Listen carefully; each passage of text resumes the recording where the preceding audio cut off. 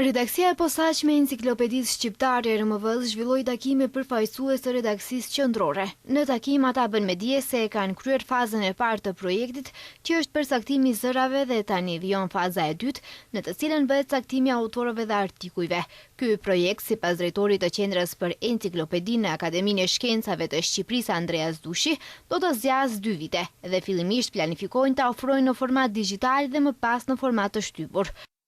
Aspekti Enciklopedisë Shqiptare është një projekt i përbashkët ndërmjet 2 akademive, sikur se tha dhe profesor Pollozhani,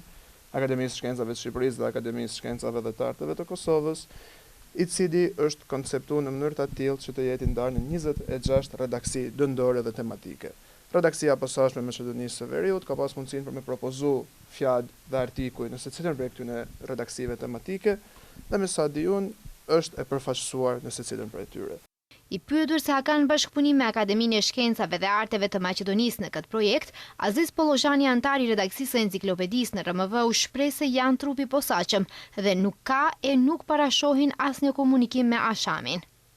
Neve do të mundohemi me anë të si thuaç argumenteve dhe fakteve që janë të përmbledhura edhe të verifikuara në deri tani për të kaluara, nëse sidomos për çështjet të cilat tangojnë edhe çështjen të qytetarëve shqiptarëve këtu në Maqedoni, që në një farë mënyrë të pasqyrohet një si thuaç një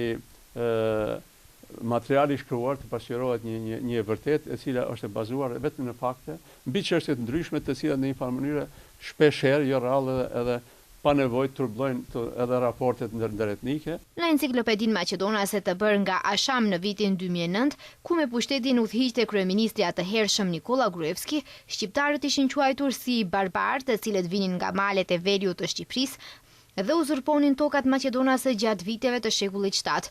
Për shkak të pavërtetave ofenduese për shqiptarët e Maqedonisë, Asham e tërhoqi Enciklopedinë nga përdorimi.